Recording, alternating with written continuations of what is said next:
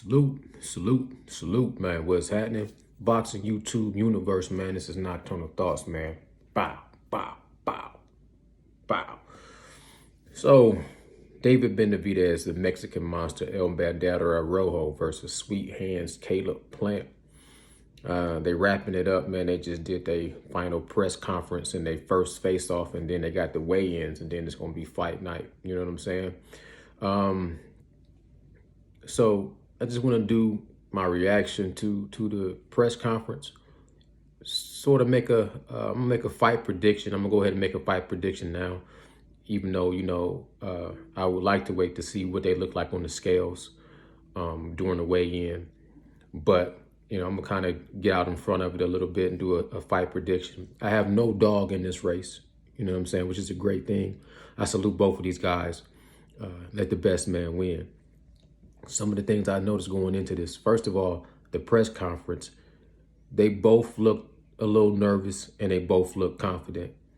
I would have to say that Caleb Plant looked a little bit more composed, but I did see his nerves a little rattled too. So, everybody got to get over their nerves.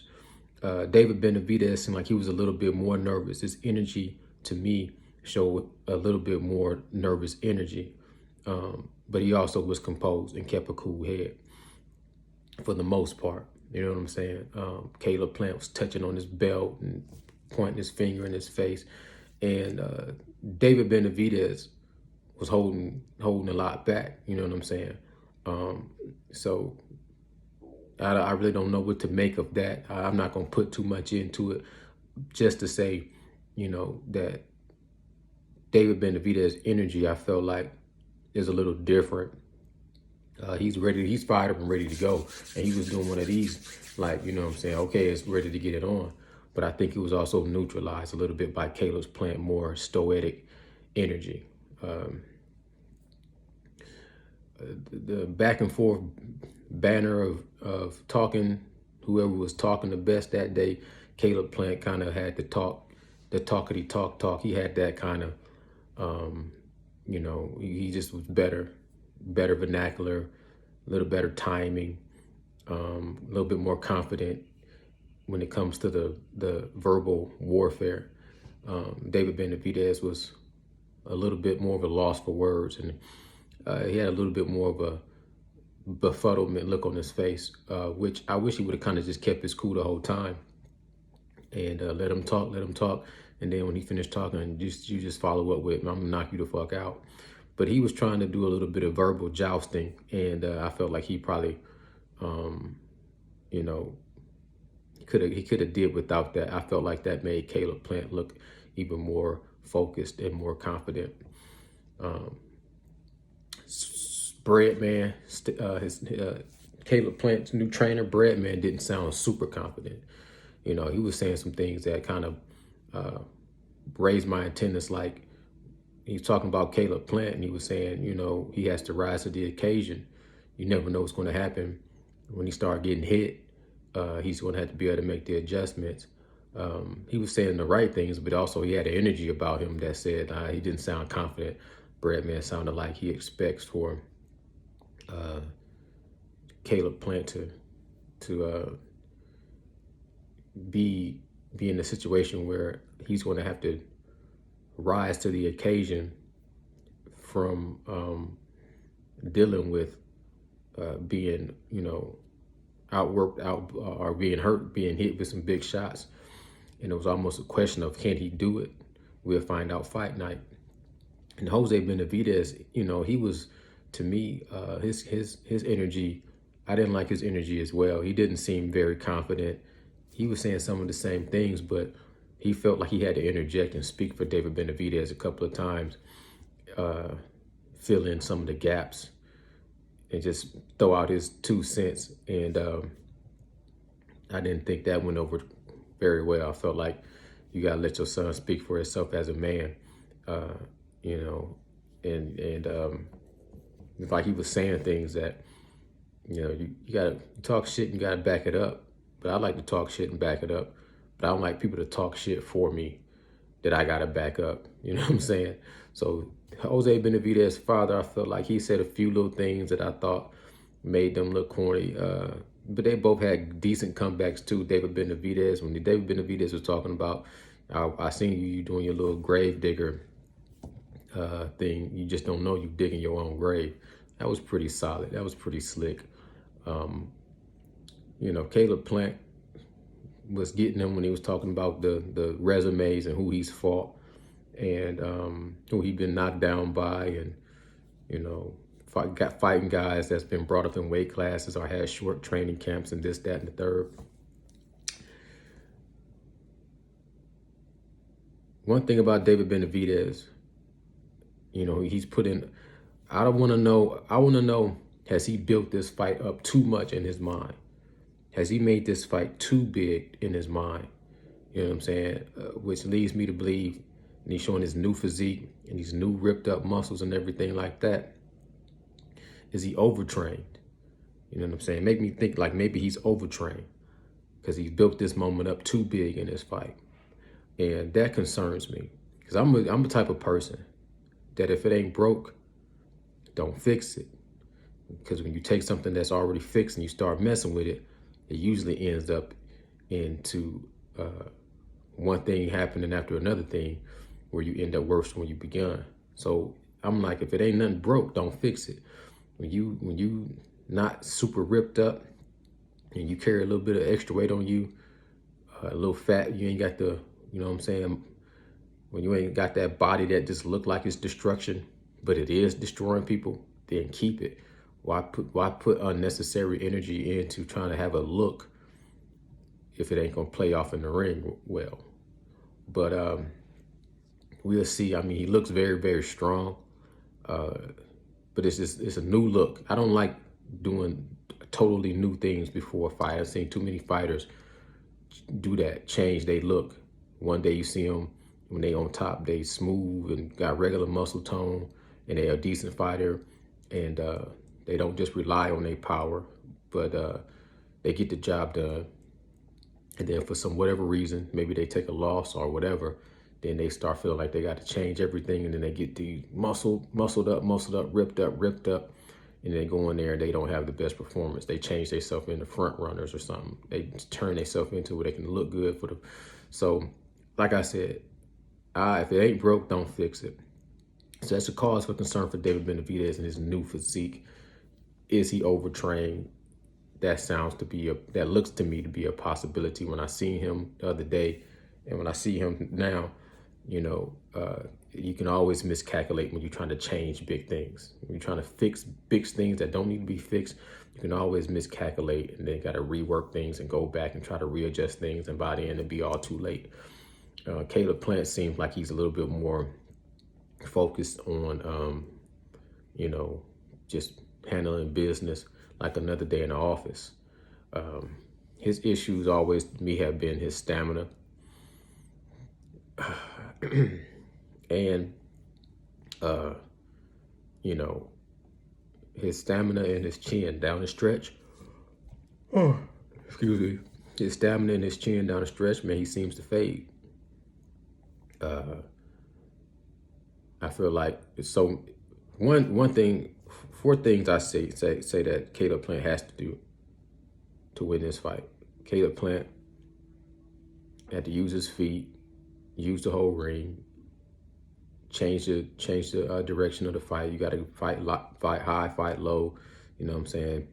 Be able to switch out on this side, switch out on that side. Never get yourself trapped in the corners.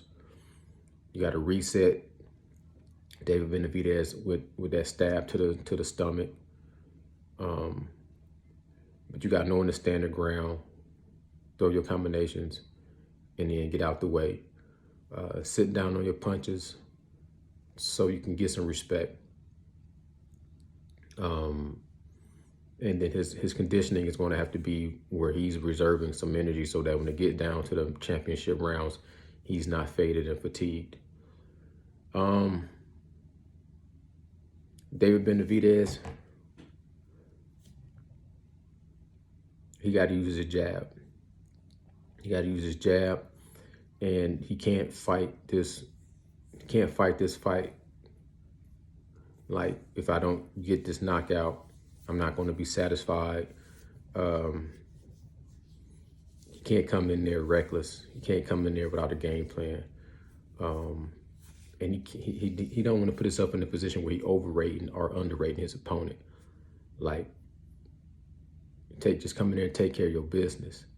Like, whatever was working for you before, that's the same mentality you have to have.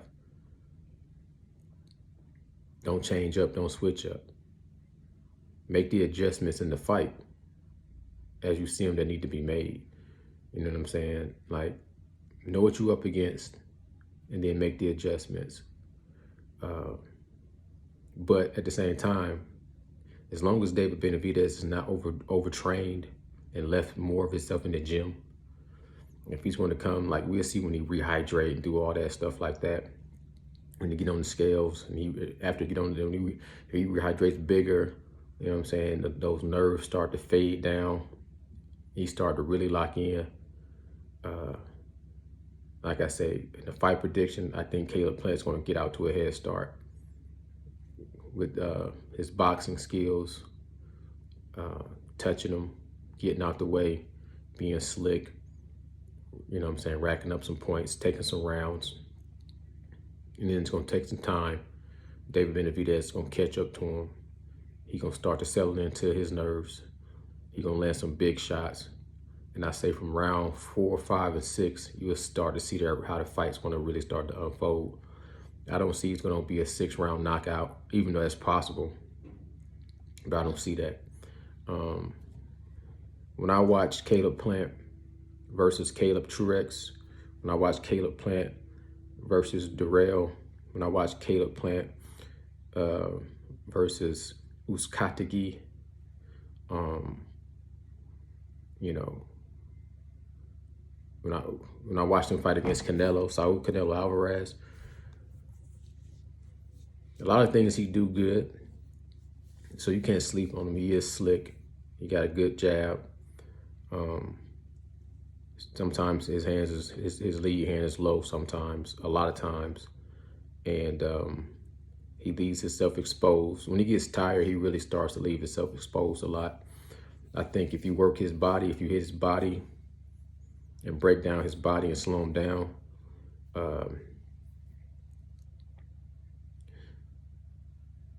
if you do that, then I think Caleb Plant, you know, is going to get knocked out between 9, 10 rounds, maybe 11 rounds. But if David Benavides is overtrained and miscalculated and he rehydrated, but he started to feel sluggish and he don't got the energy or the pop in his punch, then he's going to be in for a long night. Then I think Caleb Plant will start to put on a clinic. You know what I'm saying? He'll put on a clinic. So it just depends. Like, I can see this fight starting off with Caleb Plant just doing a little bit of styling on him and whatnot, and using his experience to, you know, just hit him and get out the way. But then he's going to start getting hit with big shots, and he's going to have to make the adjustments. Just like when he's stabbing down to David Benavides' body, resetting him, making him had to start over his rhythm.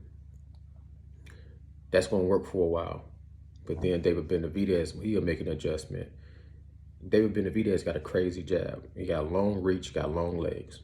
So he can throw out a jab and cover more ground than, you know, and it's awkward. And the timing is awkward. So even when Caleb Plant is going to be having success trying to reset him, stabbing him to the body, David Benavides, if he punches with him, then he's going to start to connect because he has longer arms, and he don't necessarily have to be in a set rhythm to deploy that weapon. David Benavides can throw that jab damn near from the oddest and the weirdest positions, and it has a lot of power behind it. And when he does that, Caleb Plant will be more in a retreat mode. If you catch Caleb Plant in the corners and you start to dig to his body, he might be winning rounds, but you be taking a little bit out of him. You be taking your toe. Then when it gets to the later rounds, by round 6, 7, 8, 9, it's going to break out into a war and a battle of attrition. You know what I'm saying? And I think both fighters going to have their moments But if both fighters are 100%, then I think that David Benavides would be getting the best out of those moments. Caleb Plant, he's slick. He might be getting in with some real slick shots. But David Benavides comes in with some power. He might only get in one or two powerful shots, but I think they'll take more of a toll. So it just depends. It's one of those 50-50 fights. I'm glad I don't have a dog in this fight. You know what I'm saying? I'm leaning towards David Benavides. But like I say, the things that concern me is the fact that he had to feel the need to make all these new changes, new improved physique. I don't like new improved physiques in boxing. I've seen that go wrong too many times. You know what I'm saying? A dude that's, you know, maybe always been a little fat, and then all of a sudden he gets all ripped up and he goes in there and loses the fight. You know what I'm saying? That I've seen that so many times. So I don't necessarily like that. But at the same time, you never know. It might be to where he's, and I don't like him buying into the hype so much of the Mexican monster. When his dad, the Mexican, telling him he's a Mexican monster. I just seem like there might be a little bit of an element of hype with David Benavides, and I don't like that. If he's buying into the hype, if he's drinking his own Kool-Aid, then he's not going to be in the right mental space to do what he has to do against Caleb Plant, because Caleb Plant, he's experienced. You know what I'm saying? It's not his first big show, and he came up short his first big show, but he learned from it. You know what I mean? So David Benavides can't be caught up in his own hype, drinking his own Kool-Aid. You know, the Mexican monster this and new improved physique and new improved power. You can't rely on those things to win this fight. Those things are you know what I'm saying, aids and factors, but you got to stay true to what got you there, which is all the grit and the grind and the heartache and the blood and the sweat and the tears. You know what I'm saying? You can't let that stuff be eclipsed now by a new physique. And you can't let this fight be, oh, this is just the biggest fight, and now this fight is bigger than, you know, than it has to be. It's a big fight first, you know what I'm saying? It's a big fight, but don't let it go to your head. Don't let it go to your ego. Don't let it affect you inside the ring. Do the inexperience of being in a big fight. You know, saying that, oh, yeah, my resume is weak, or saying that this, stay focused on what you have to do. You know what I'm saying? And what you have to do at the end of the day is go in there and win the fight. Get all caught up in worrying about putting him in the hospital and breaking his jaw and knocking him out in 6 rounds. I feel like that could be a downfall. So we'll see. Both guys seem focused, locked in. They both have a little bit of nervous energy, and they also both seem very confident and well-trained. And that's what makes an explosive fight. All those different elements is what makes a fight explosive. You know what I'm saying? All the nerves, all the different energy, all the training, you know what I'm saying? All the intangibles. Who has the biggest heart? Who gonna have the bigger chin? Who got the right, you know what I'm saying, game plan? Who's gonna be able to make the adjustments? All those things are unknown. You know what I mean? Like I said, I lean towards David Benavides, but it is cause for concern with the new physique and the, you know, Mexican monster banner. That might not. I don't know. We'll see. So I lean towards David Benavides, but I wouldn't be surprised if Caleb Plant was to win. And I can see him winning 2 ways. Also, I don't really see him knocking out David Benavides. I can see him winning by a decision. But I have to say, final fight prediction to wrap this video up. Final fight prediction would be David Benavides stopping Caleb Plant by TKO by round 10. That's how I see it. I see Breadman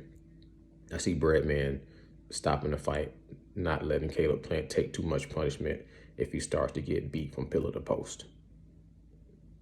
That's my prediction. Y'all let me know what y'all think in the comments below. Hope y'all enjoy the fight. And I will be checking in with K Poe, and I'll be checking in with the Real Marlo TV. So y'all get y'all popcorn, and y'all go to those 2 channels and make sure you hit the subscribe button. From Nocturnal Thoughts, man, I appreciate y'all. I salute y'all.